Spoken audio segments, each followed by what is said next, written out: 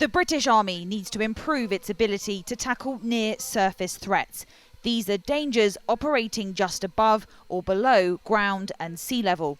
Over 80% of all casualties in the Ukraine conflict are caused by drones, transforming the nature of warfare.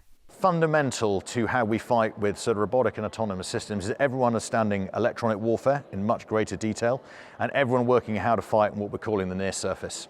So how to fight your own reconnaissance strike system through drones, loitering munitions, ground sensors, integrated through a tactical network. How you fight all that is a whole new thing which everyone has to become experts on, and any system you turn on is going to emit an electronic signature. If your drone breaks, you might have to mend it. You're not sending it all the way back to the manufacturers to get an upgrade. You have potentially got to do that in a trench or in a bunker somewhere.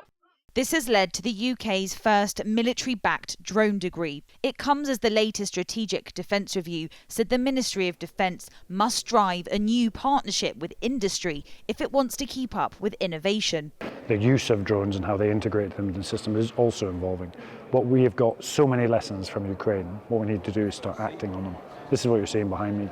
We're acting on it now, we're moving out, and we're starting to integrate those lessons into our military, Army, Navy and Air Force. The British Army has poured nearly £250,000 into the Accelerated Engineering Masters, which will cover the design, building and testing of drone systems for real-life scenarios.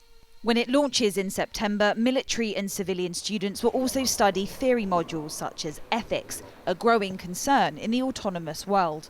There is always going to be a human in the decision space, but if you can use AI to assist you with sensing, so it can spot a tank and know what it is and helps you with that, or choosing which effector you're going to use, if you can speed up that kill chain, that's going to be where AIs come in, but there'll still be a human in the loop. Lance Corporal Buchanan is from Two Yorks, part of the Army's Experimentation and Trials Group. Learning how to build it, program it and then fly it.